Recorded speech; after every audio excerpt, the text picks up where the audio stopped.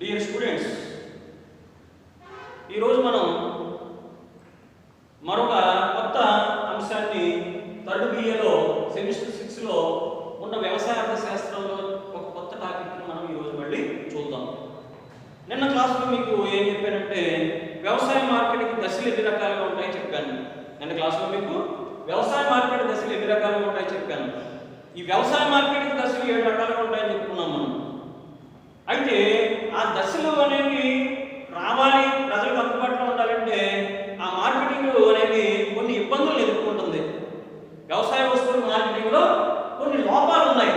ఇబ్బందులు అనొచ్చు, లోపాలు అనొచ్చు. ఆ లోపాలు అనేవి వేరే ఎస్ఐ క్వశ్చన్ కింద అడుగుతున్నాడు. రెండు కలిపి అడగట్లేదు. దశల్లో ఒక క్వశ్చన్ కింద అడుగుతున్నాడు ఎస్ఐ క్వశ్చన్ కింద, అలాగే లోపాలను ఒక క్వశ్చన్ కింద అడుగుతున్నాడు. కాబట్టి ఈ క్లాస్లో మనం అందుకే రెండింటిని వేరు చేసి చెప్తున్నాను అనమాట. నేను క్లాస్లో మీకు దశలు అంటే రెండు కలిపి చెప్తే మీరు అయిపోయి కన్ఫ్యూజ్ అయిపోతారు. అందులో దశల ముందు చూసాం మనం 7 దశలు ఉంటాయని. అదేవిధంగా ఈ క్లాస్లో మనం ఆ వ్యవసాయ మార్కెటింగ్లో ఉన్న లోపాల గురించి పరిశీలిద్దాం. ఇవి కూడా ఇంచుమించుగా 10 ఉన్నాయి. అంటే 10కి 10 పాయింట్లు. వ్యవసాయ మార్కెటింగ్ అంటే ఏంటో మీకు అర్థమైంది. వ్యవసాయ మార్కెటింగ్ అంటే ఏంటంటే పండిన పంటని ఒక ప్రాంతం నుంచి తీసుకొచ్చి దాన్ని ప్రాసెసింగ్ చేసి, గ్రేడింగ్ చేసి, ప్యాకింగ్ చేసి మార్కెటింగ్ తరలించడం. మార్కెటింగ్ తరలించేటప్పుడు ఆ ప్రాసెస్లో ఎటువంటి సమస్యల్ని వ్యవసాయ మార్కెటింగ్ ఎదుర్కొంటుంది, ఎటువంటి లోపాలు ఉన్నాయనేది మనం చూసినట్లయితే ఫస్ట్ పాయింట్ ఏంటంటే గిడ్డంగుల కొరత. ఫస్ట్ పాయింట్ గిడ్డంగుల కొరత. గిడ్డంగులు అంటే ఏంటి? ఇంగ్లీష్లో పెట్టి ఏమంటాం? గోడౌన్స్ అంటాం. ఏమంటాం? గోడౌన్స్. మీరు అక్కడ చూస్తుంటారు కదా, సామర్లకోటలో రైల్వే వెళ్తుంటే అక్కడ అదేంటి సత్యనారాయణపురంలో రైట్ సైడ్ ఎఫ్సిఐ ఉంటాయి. ఎఫ్సిఐ అంటే food corporation of India. Food corporation of India central government. వాళ్ళు ప్రతి చోట బెంగళూరులో ఉంది. అంటే వ్యవసాయ పంటలు ఎక్కువ పడతాయి అక్కడ ప్రతి చోట ఎఫ్సిఐ ఉంటుంది. మనకి రామచంద్రపురంలో ఉంది, కాకినాడలో ఉంది, కాకినాడలో తోరంగిలో ఉంది, రాజమండ్రిలో దేవాంచలో దగ్గర ఉంది. అన్ని చోట్ల ఎఫ్సిఐ మనకు కనిపిస్తాయి. ఎఫ్సిఐ ఏంటంటే గోడౌన్స్ మాట, గిడ్డంగులు. ఫుడ్ కార్పొరేషన్ ఆఫ్ ఇండియా అంటే అప్పుడే కాదు, అలాగే ఇంకా కొన్ని ఏసీ గోడౌన్స్ కూడా ఉంటాయి. టమాటాలు ఇలాంటివి కుళ్ళిపోకుండా అవన్నీ గవర్నమెంట్ నడిపి ఉంటాయి, ప్రైవేట్ వాళ్ళు నడిపి ఉంటాయి. ఇప్పుడు రాజానగరం దగ్గర నుంచి మీరు ఏరియా చూసుకుంటే అక్కడ ప్రైవేట్ గోడౌన్స్ కూడా ఉన్నాయి. అందులో ఈ వ్యవసాయ వస్తువులన్నింటినీ కూడా అంటే కుళ్ళిపోతాయి, గమ్మని పాడైపోతాయి కదా 1 వీక్ లోపల, అలాంటివి దాచిన గోడౌన్స్ అన్నీ కూడా ఉన్నాయి. కాబట్టి ఏదైనా కూడా ఏంటంటే ఈ భారతదేశం వ్యవసాయ దేశం, వ్యవసాయ పంటలు ఎక్కువగా పండుతాయి. మరి అలాంటి దేశంలో ఈ వ్యవసాయ వస్తువుల్ని దాచుకోవడానికి ఎందుకు దాచుకోవాలి? అసలు దాచుకోవడం ఎందుకు? వచ్చింది అంటే అమ్మేసి కదండి, అలా కుదరదు కదా. ఏ వస్తువునే వచ్చినట్టు అమ్మేయడానికి అది ఏమన్నా ఇన్స్టెంట్ కాదు కదా. అది కొన్నాళ్ళ పాటు రైతు ఒక 50 బస్తాలు పండించాడు, ఇమీడియట్గా గ్యారవేలు అయిపోద్ది. కాబట్టి కొన్నాళ్ళ పాటు దాచుకోవడానికి అవకాశం ఉండాలి. ఇదివరకు చూడండి, మన తాతల ముత్తాతల ఇళ్లలో గాజులను ఉండి గాజుల్లో పెట్టుకునేవాడు. ఇల్లు పక్కన ఉంటే గాజు పక్కన ఉండేది. గాజులో ధాన్యాన్ని దాచుకుని ధాన్యానికి రేటు వచ్చినప్పుడు అమ్ముకునేవారు. కానీ పంటలు పెరిగినాయి కదా, విస్తీర్ణం పెరిగింది. కాబట్టి రైతు అలా దాచుకునే పరిస్థితి లేదు. మోడరేట్ అయిపోయాడు, మేడ కట్టేసుకున్నాడు, గాజులు లేకుండా లేవు. కాబట్టి అలాంటి పరిస్థితుల్లో గిడ్డంగి సౌకర్యాలు ప్రభుత్వం పెంపొందించాలి. మన వ్యవసాయ దేశం కాబట్టి వ్యవసాయ పంటలు ఎక్కువగా పండుతాయి. కాబట్టి ఆ పండిన పంట అంతటిని అది ఏదైనా అవనండి, వరి అవనండి, గోధుమ అవనండి, మిర్చి అవనండి, ప్రతి అవనండి, లేదంటే మామూలుగా అపరాలు అవనండి, కందులు, మినుగులు, జొన్నలు, సజ్జలు, రాగులు, ఏ పంట అయినా, అలాగే కాయగూరలు, ఏ పంటలైనా కూడా దాచుకోవడానికి గిడ్డంగి సౌకర్యాలు అనేవి ప్రభుత్వం కల్పించాలి. కానీ దురదృష్టవశాత్తు మన దేశంలో గిడ్డంగుల కొరత ఎక్కువగా ఉంది. అందులో డౌట్ ఏం లేదు. మీకు ఎక్కువగా ఏంటి అసలు గిడ్డంగులు తక్కువ, మనకి బాగా తక్కువ. పంట పండేది లక్షల ఎకరాల్లో అయితే గిడ్డంగులు వేలలో కూడా లేవు దేశంలో. నేను చెప్పింది మరి అలాంటి గిడ్డంగులు కొరత అని చెప్పగలరు. రెండోది ఆర్థిక స్తోమత అంటున్నాడు ఇక్కడ. ఆర్థిక స్తోమత అంటే ఎవరికి ఆర్థిక స్తోమత? ప్రభుత్వానికి కదా, రైతుకి. రైతు వచ్చిన పంటను వెంటనే అమ్మేసుకుంటున్నాడు తప్ప దాన్ని గిడ్డంగుల్లో దాచుకోవడం, మార్కెటింగ్ చేసుకోవడం రావట్లేదు. ఎందుకంటే డబ్బులు లేవు వాడి దగ్గర. అదే ధనవంతుడు అనుకోండి, ఎప్పుడంటే ఇంట్లో కూడా ఇంట్లో గాజులు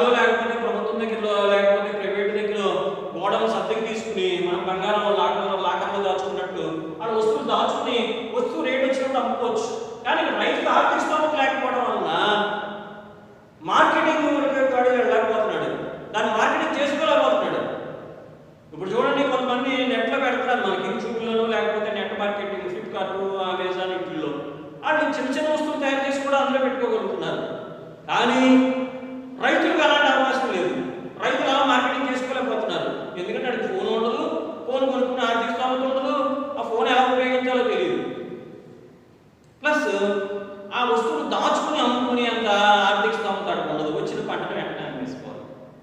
కాబట్టి ఆర్థిక స్థోమత అనేది ఒక లోపంగా చెప్పచ్చు. నెక్స్ట్ మూడోది ఏంటంటే రవాణా లేని, రవాణా లేకపోవడం.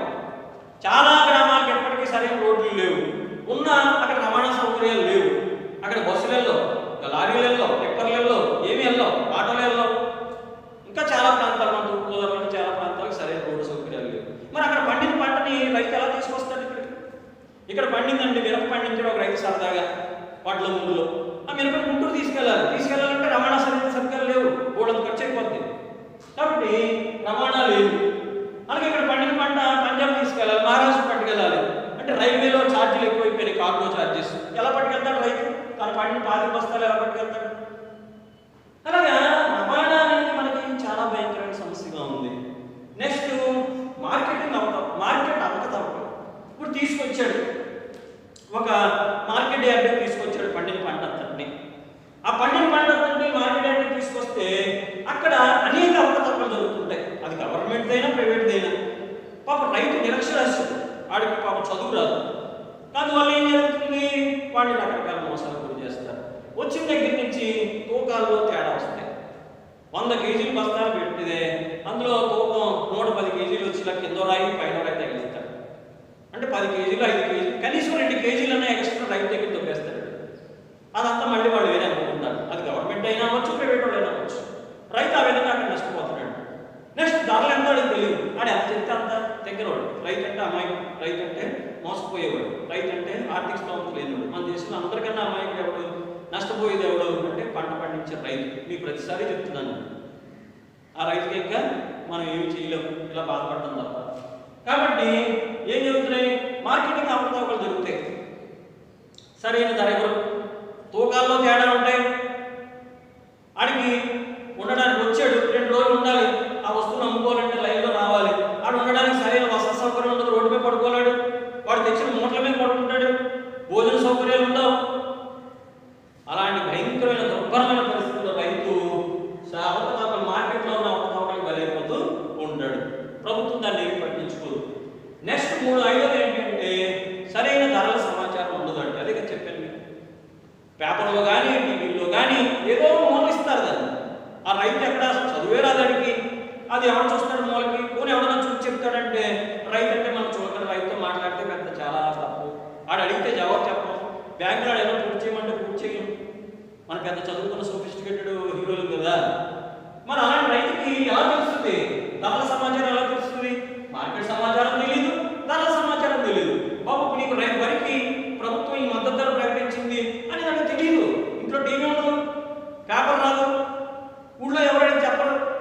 ఈ మధ్య ఏదో కొంచెం రైతు భరోసా కేంద్రాలని మన కొత్త ప్రభుత్వం పెట్టిన తర్వాత కొంత ఏదో మేలు జరుగుతుందని అంటున్నారు. మరి అది పూర్తిగా మనకి ఇంకా రాలేదు. రిపోర్ట్ వచ్చినప్పుడు మనం మాట్లాడుతాం దాని గురించి నెక్స్ట్ ఇయర్. కాబట్టి మన ప్రభుత్వం కొత్త ప్రభుత్వం పెట్టినట్టు రైతు భరోసా కేంద్రాలు పెడితే ఇవన్నీ వాళ్ళకి లభించే అవకాశం ఉంటుంది. అందుకే ఈ మధ్య మీరు చూస్తున్నారు, కేరళ నుంచి, తమిళనాడు నుంచి, తెలంగాణ నుంచి, అలాగే దేశంలో ఉన్న అన్ని రాష్ట్రాల నుంచి కూడా కేంద్ర వ్యవసాయ మంత్రిత్వ శాఖ ఏముందంటే ఆంధ్రప్రదేశ్ వెళ్ళి ఆ రైతు భరోసా కేంద్రాలు ఆర్బీసీస్ అంటున్నారు అన్నమాట. ఏమంటున్నారు? దీని మీద కూడా కూర్చొని అడగచ్చు కదా. ఆర్బీసీ అంటే రైతు భరోసా కేంద్రాలు. దీనికి మీరు ఏదో కంగారు పడుకోకండి. రైతు భరోసా కేంద్రాలు అంటే ఏంటో చెప్పేశారు, ఏంటో ఏం రాయాలనుకోకండి. కొత్తగా వచ్చిన అడిగితే అడగచ్చు గవర్నమెంట్. రైతు భరోసా కేంద్రాలు ఏం చేస్తాయి అన్నప్పుడు ఇవన్నీ చేస్తాయి అని రాయాలి. అంతేగాని అసలు క్వశ్చన్ చెప్పలేదు అనుకోకూడదు. ఇది కొత్తగా వచ్చిన అవుతుందన్నమాట. ఇవన్నీ చేయడానికి రైతు భరోసా కేంద్రాలు పెట్టారు. ఎందుకు పెట్టారు? ఈ లోపాలన్నింటినీ సవరించుకోవడానికి పెట్టారు. ఏంటో లోపాలు?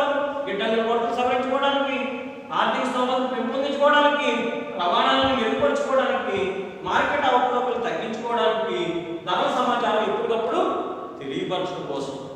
ఇక మరో లోపం ఏంటి అంటే, భయంకరమైనది ఏంటి అంటే మన దేశంలో దళారులు లేదా కమిషన్ ఏజెంట్. దళారులు లేదా కమిషన్ ఏజెంట్. వీళ్ళది ఎక్కడ చూసినా వీళ్ళే. ఒక రియల్ ఎస్టేట్లో వాళ్ళే, దేవుడి గుడి దగ్గర వాళ్ళే, అన్ని టికెట్లు వాళ్ళే. అలాగే రైతు విషయంలో మరీ ఘోరం. ఈ రైతు దళారులు ఏం చేస్తారంటే, కమిషన్ ఏజెంట్లు ఏం చేస్తారంటే, రైతు పంట పండుతుందని తెలిసినప్పటికీ ఈ పెద్దాపురం లాంటి చోట నుంచి, అదే పెద్దాపురం ఉదాహరణ చెప్తున్నాను మీకు, రంగంపేట ఏరియాకి, కట్టమూరు ఏరియాకి, కాట్రాలపల్లి ఏరియాకి, కాండ్రకోట ఏరియాకి వ్యాన్లు వేసుకెళ్ళిపోయి రైతు దగ్గర నుంచి అతి చౌకకి వ్యవసాయ వస్తువులు కొనేసి వాళ్ళు తెచ్చుకుని ఇక్కడ మార్కెట్లో అమ్ముకుంటూ ఉంటారు.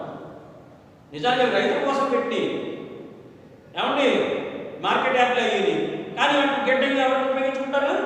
దళాలు ఉపయోగించుకుంటారు. రైతు అక్కడ పోసి పెట్టుకుని మళ్ళీ పొలం సాగు చేసుకుంటూ ఉంటాడు. అది రైతు దుస్థితి మన దేశం. చాలా ఘోరాతి ఘోరం. ఎంత చెప్పుకున్నా తగదు. ఈ లోపాలు ఏంటంటే ఎన్నైనా లోపాలు, భూ సంస్కరణల లోపాలు, పంట తీరుల లోపాలు, ప్రకృతిలో లోపాలు. రైతు అంటేనే శాపాలు, నిరంతరం రైతుకు శాపాలే. ఓడి పంట పండించడానికి ప్రకృతి, ప్రజలు ఏదో ప్రభుత్వం ఏదో కొత్త ప్రభుత్వం వచ్చింది, ఏదో రైతు భరోసా కేంద్రాలు పెట్టింది అనుకుంటే వాతావరణం బాగా తుఫాను వచ్చేస్తుంది, మొత్తం మునిగిపోతుంది. మరి అదేంటో మరి మన భారతదేశంలో రైతు చేసుకున్న దురదృష్టం ఏంటో మనకు అర్థం కాదు. కాబట్టి ఫోన్ లేదండి, పక్కన పెట్టండి. కాబట్టి ధరల సమాచారం లేకపోవడం, నెక్స్ట్ దళాలు కమిషన్ ఏజెంట్ యొక్క ప్రాబ్లం. వీళ్ళు ఎప్పుడైతే తక్కువ ధర కొనేస్తారు, కొనేసి వాళ్ళు ఎక్కువ రేటు కొనుక్కుంటారు. ఇది ఒక పెద్ద ప్రాబ్లం. నెక్స్ట్ ఇంకో ప్రాబ్లం ఏంటంటే గ్రేడింగ్ లేకపోవడం.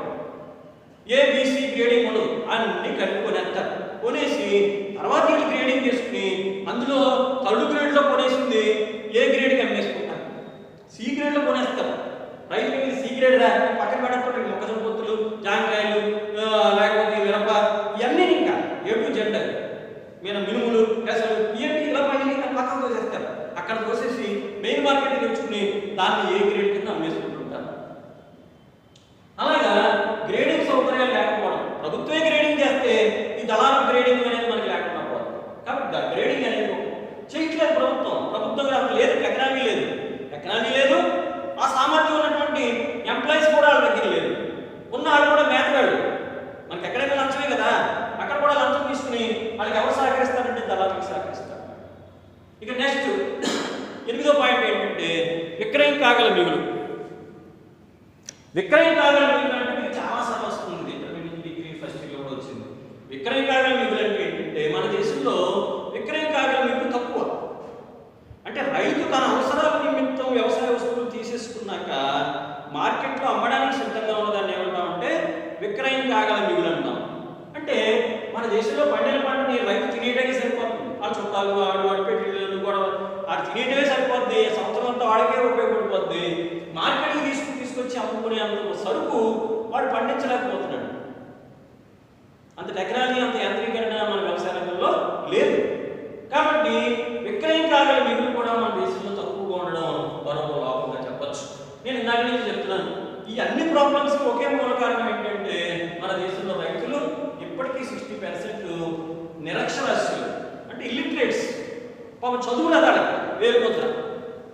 ఒకవేళ సంతకం వచ్చినా బ్యాంక్ పూర్తి చేయలేదు, చదవలేదు, టీవీలో ఆ విషయం అంటే అర్థం కాదు, మద్దతు ధర అంటే తెలియదు, ఆర్బీసీ అంటే ఏంటి మాట్లాడితే టీవీలో ఆర్బీసీ నన్ను అడుగుతున్నారు కొంతమంది స్టూడెంట్స్ ఫోన్లు చేసి, లేకపోతే నేషనల్ కొంతమంది అడుగుతున్నారు నన్ను, నేషనల్ ఆర్బీసీ అంటే ఎవరికి తెలుస్తుంది? అది తెలుగులో క్లియర్గా అందరికీ అర్థంగా ఉండాలి కదా. రైతు భరోసా కేంద్రం, భరోసా అంటే ఏంటండి? భరోసా అంటే ఎవరికి తెలుస్తుందా పదం? ఇదేనా స్పెషల్ తెలుగు కాదు. అంటే రైతుకు ఉపయోగపడే కార్యక్రమం, ఇంకా సునాయాసమైన పదాలు పెట్టాలి దాన్ని. రైతు భరోసా కేంద్రాలు ఇవన్నీ ఏర్పాటు చేశారనే విషయం ఎవరికి తెలుస్తుంది? అక్షరాస్యులకు తెలుస్తుంది. వీడు నిరక్షరాస్యులు ఏం తెలుస్తుంది చెప్పండి. కాబట్టి నిరక్షరాస్యత అనేది ఒక ప్రాబ్లంగా మనకి కనిపిస్తుంది. ఇక లాస్ట్ పాయింట్ ఏంటి అంటే 10వ పాయింట్ పరపతి సౌకర్యాలు. అంటే పండిన పంటను రైతు దాచుకోవాలన్నా, గిడ్డంగికి డబ్బులు కట్టాలన్నా, కొన్నాళ్ళు తరలేకపోయినా వాడి దగ్గర ఉంచుకోవాలన్నా గిడ్డంగుల్లో, ఆ వచ్చిన తర్వాత ధర వచ్చిన తర్వాత మద్దతు ధర వచ్చిన తర్వాత అమ్ముకోవాలన్నా రైతు దగ్గర ఏముండాలి? డబ్బులు ఉండాలి. ఆ డబ్బులు బ్యాంకులు కొంచెం సహాయం చేస్తే, పరపతిస్తే ఆ డబ్బులు తెచ్చుకుని వాడు వాడుకుంటూ ఆ వస్తువులు దాచి ఆ వచ్చిన తర్వాత మంచి ధర పడిన తర్వాత మద్దతు ధరలు వచ్చిన తర్వాత అమ్ముకోవడానికి అవకాశం ఉంది. కాబట్టి పరపతి లేమనేది కూడా చాలా ఎక్కువగా ఉంది. అంటే బ్యాంకులు రైతులకు డబ్బులు ఇవ్వో, లోన్లు ఇవ్వో, పంట పండించడానికే డబ్బులు ఇవ్వో, వచ్చిన పంటను దాచుకుంటాం బాబు కూడాలంటే డబ్బులు ఇస్తుందా? ఇవ్వదు. కాబట్టి మార్కెట్లో మరో సమస్య ఏంటంటే బ్యాంకు నుంచి రైతుకు పరపతి లభించకపోవడం. ఈ విధంగా 10 పాయింట్లు మనం మార్కెటింగ్ లోపాలు రాయాలి. మళ్ళీ ఒకసారి వరుసగా చదివేస్తాను. ఒకటి ఏంటంటే గిడ్డంగులు తక్కువగా ఉండడం, రైతుకు ఆర్థిక స్థోమత లేకపోవడం, రవాణా సౌకర్యాలు సరిగ్గా లేకపోవడం, మార్కెట్లో తూకాలు, దొంగ తూకాలు, వాటి వల్ల వచ్చే అవకతవకలు, అక్కడ ఎంప్లాయీస్ రైతులే చేసే జులుం, ఇవన్నీ కూడా మార్కెటింగ్ వస్తాయి. నెక్స్ట్ ఏంటంటే ధరల సమాచారం సరిగ్గా ఉండదు, మద్దతు ధరల సమాచారం, ఈ కమిషన్ ఏజెంట్లు దళాలు చేసే మోసాలు, నెక్స్ట్ గ్రేడింగ్ అనేది ఉండదు, వీళ్ళకి తక్కువ శ్రేణిలో కొని ఎక్కువ శ్రేణికి అమ్మేసుకుంటారు. అలాగే విక్రయకారుల మిగులు అంటే వాళ్ళు తినేసేది ఎక్కువ ఉంటుంది తప్ప రైతు పండించుకున్నది వాడికే సరిపోతుంది తప్ప పంట పండించింది అమ్ముకోవడానికి ఒక రైతు దగ్గర విక్రయకారుల మిగులు తక్కువగా ఉండడం ఒకటి. అలాగే రైతుకు ఒక నిరక్షరాస్యత, వాడికి చదువు రాకపోవడం, కాబట్టి రైతులు కూడా అక్షరాస్యతలోకి తీసుకొచ్చి గతంలో ఉండేది మా చిన్నప్పుడు వయోజన విద్యని మళ్ళీ వయోజన విద్య ప్రవేశపెట్టి రైతులందరికీ చదువు చెప్పాలి. నెక్స్ట్ పరపతి సౌకర్యాలు, రైతుకు బ్యాంకులు వాడి పండిన పంట చూపిస్తాడు సెక్యూరిటీగా, మేము అమ్ముకున్నాక డబ్బులు ఇస్తాను మహానుభావు వడ్డీతో అన్నప్పుడు రైతుకు కొన్ని లోన్లు ఇచ్చి వాడికి పరపతి సౌకర్యాలు కల్పించాల్సిన ఆవశ్యకత ఉంది. ఈ విధంగా 10 లోపాలని వ్యవసాయ మార్కెటింగ్లో ఎదుర్కోవడం అనేది జరుగుతుంది భారతదేశంలో. ఈ విధంగా మీరు 10 పాయింట్లు రాయాలి. ఈ 10 పాయింట్లకి మీకు చక్కగా 10కి 10 మార్కులు సంపాదించుకోవచ్చు డయాగ్రామ్స్ లేకపోయినా. కాబట్టి ఈ విధంగా మనం వ్యవసాయ మార్కెటింగ్ సంబంధించి లాస్ట్ క్లాస్లో ఎన్ని దశలు ఉన్నాయో చెప్పుకున్నాం, ఈ క్లాస్లో అది ఎదుర్కొంటున్న లోపాలు చెప్పుకున్నాం. ఈ 2 క్వశ్చన్లలో ఒక క్వశ్చన్ ఎస్ఐగా రావచ్చు, ఒక షార్ట్ క్వశ్చన్గా రావచ్చు, లేదా 2 క్వశ్చన్లు ఎస్ఐగా కూడా రావచ్చు. అంత